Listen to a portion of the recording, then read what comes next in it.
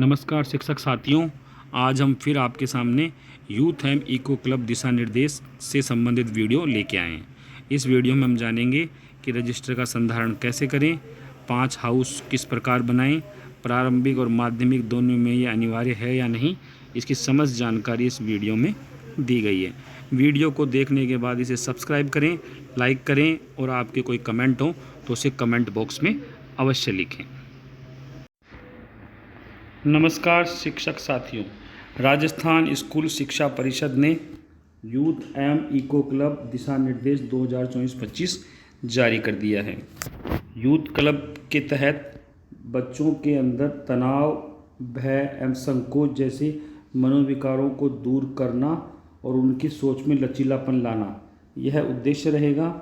Eco club के अंतर्गत बच्चों को पर्यावरण के साथ जोड़ना है। पर्यावरण की जैव विविधता, जलवायु के साथ बच्चों को जोड़ना और उनमें जागरूकता पैदा करना है। यूथ एवं इको क्लब की स्थापना प्रत्येक विद्यालय में कक्षा 1 से 8 के विद्यार्थियों के लिए और कक्षा 9 से 12 के विद्यार्थियों के लिए की जानी है। प्रत्येक विद्यालय में 5 सदन बनाए जाएंगे: पृथ्वी, जल, वायु, आकाश एवं अग्नि। इसी प्रकार कक्षा 9 से 12 में भी ये 5 सदन बनाए जाएंगे। इन सदनों का जो प्रभारी होगा, सदनों का प्रभारी विद्यालय संस्था प्रधान यूथ एवं इको क्लब का प्रभारी होगा। और जो 5 सदन बनाए जाएंगे, उन 5 सदन में प्रत्येक सदन का एक शिक्षक अथवा शिक्षिका प्रभारी नियुक्त किए जाएंगे। यदि किसी विद्यालय में अध्यापकों की संख्या 5 से कम है तो 2 सदनों के एक शिक्षक प्रभारी रहेंगे। लेकिन यदि कहीं पर अध्यापकों की संख्या अधिक है और सदन 5 ही हैं तो किसी एक सदन के प्रभारी 2 शिक्षक भी हो सकते हैं, शिक्षक और शिक्षिका। संस्था प्रधान द्वारा प्रत्येक शिक्षक शिक्षिका को हाउस का प्रभारी, सदन का प्रभारी बनाया जाएगा। प्रारंभिक शिक्षा की प्रत्येक कक्षा का विद्यार्थी सदन का सदस्य होगा। इसका विभाजन हमें इस प्रकार करना है कि प्रत्येक कक्षा के बच्चे को 5 भागों में बांटना है। कक्षा 1 के बच्चों को 5 भागों में, कक्षा 2 के बच्चों को 5 भागों में, कक्षा 3 के बच्चों को 5 भागों में, ऐसे करके 12 कक्षा तक प्रत्येक कक्षा को 5 भागों में बांटना है और उनको सदन नियुक्त करना है। इस प्रकार क्या होगा कि कक्षा 1 से 12 तक के प्रत्येक विद्यार्थी प्रत्येक सदन में रहेंगे, तो वहाँ हर सदन कक्षा 1 से 12 का प्रतिनिधित्व करेगा। सदन में सभी विद्यार्थी बराबर होंगे। यहाँ बराबर का अर्थ है कोई विद्यार्थी छोटा बड़ा उम्र से हो सकता है, लेकिन सदन के सदस्यता में वरिष्ठता और कनिष्ठता जैसी कोई व्यवस्था नहीं होगी। अब जो सदन बनाए गए हैं 5, वो हमारे 5 मूल तत्व हैं प्रकृति के। इन तत्वों के आधार पर प्रत्येक सदन में विद्यार्थियों के लिए भाषण, निबंध, पत्र लेखन, पोस्टर बनाना, साहित्यिक गतिविधि करना, सांस्कृतिक गतिविधि करना, भाषा और सामाजिक विज्ञान के विषय, भूगोल, इतिहास, अर्थशास्त्र, राजनीति विज्ञान, जीव विज्ञान, भौतिक विज्ञान, रसायन शास्त्र, गणित, सभी विषयों को शामिल करते हुए उनकी महत्वता और संबंधता को प्रकृति से जोड़ना बच्चों को सिखाना होगा।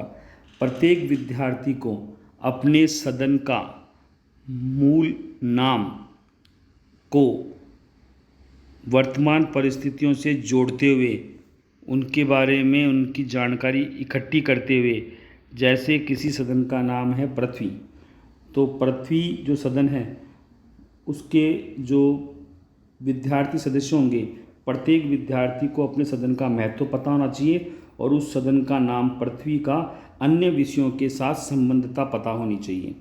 जिससे बच्चों के ज्ञान में वृद्धि हो सके और जो यूथ एवं इको क्लब है उसका उद्देश्य पूर्ण हो सके।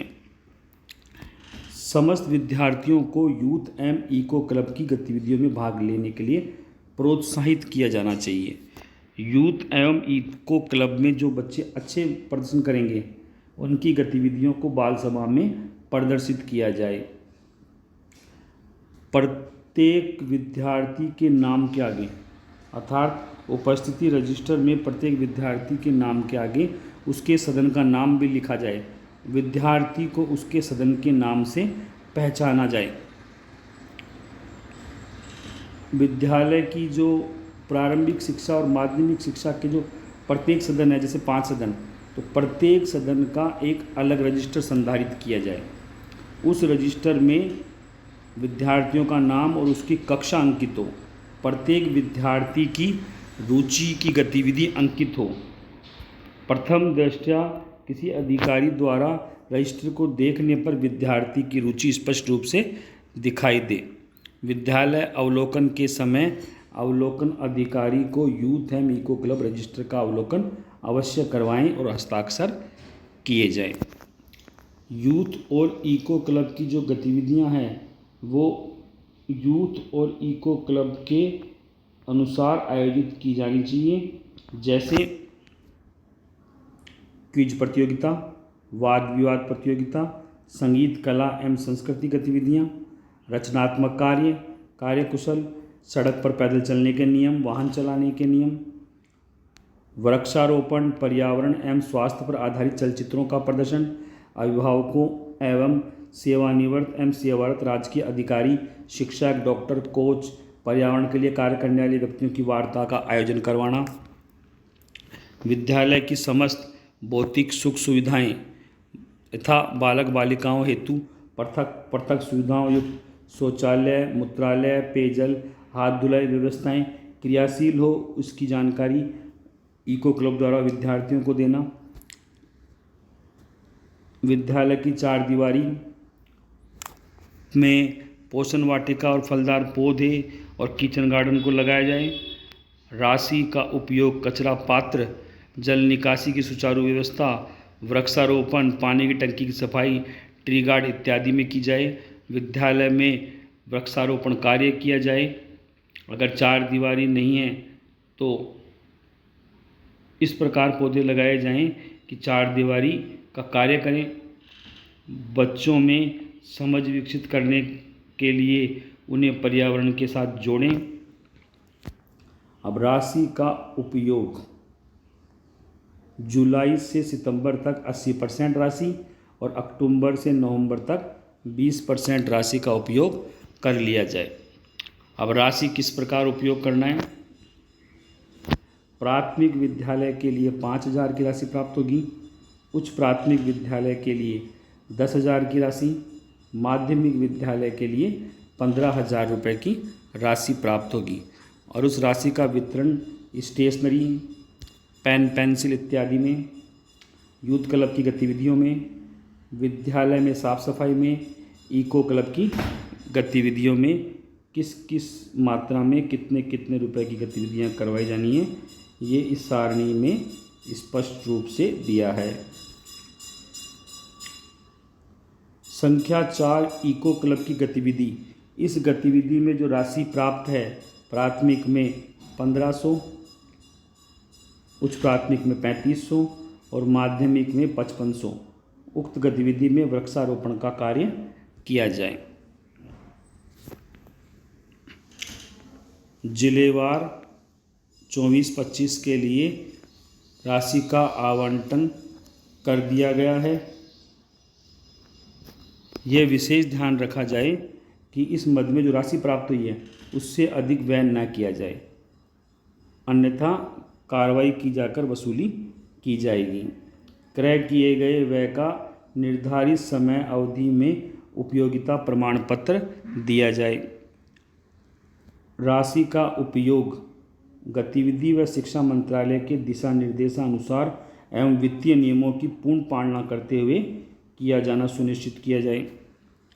क्रय की जाने वाली सामग्री में राजस्थान लोक उपापन में पारदर्शिता अधिनियम 2012 एवं नियम 2013 की अक्षर से पालना की जाए। इस प्रपत्र में यूथ और इको क्लब के बोर्ड का प्रारूप भी दिखाया जा रहा है, जो हमें प्रत्येक विद्यालय के बाहर बनवाना है। इसकी लंबाई 4 फीट और चौड़ाई 2.5 फीट होनी चाहिए। प्रारूप आपको दिख रहा है। यूथ एवं इको क्लब का उपयोगिता प्रमाण पत्र विद्यालय स्तर पर इस प्रकार का होगा, जो कि हमारे वीडियो में आपको दिखाई दे रहा है। इस प्रकार यूथ एवं इको क्लब में प्रत्येक विद्यालय को राशि खर्च करते हुए अपनी सभी गतिविधियों को पूर्ण रूप से कराते हुए प्रत्येक विद्यार्थी का सदन वाइज, हाउस वाइज विकास किया जाना सुनिश्चित करना है।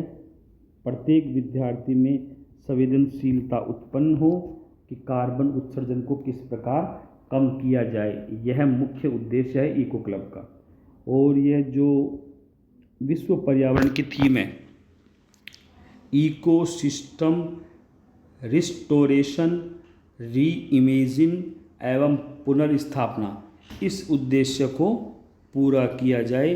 बच्चों को इस उद्देश्य के बारे में पूरी जानकारी दी जाए। जय हिंद, जय भारत।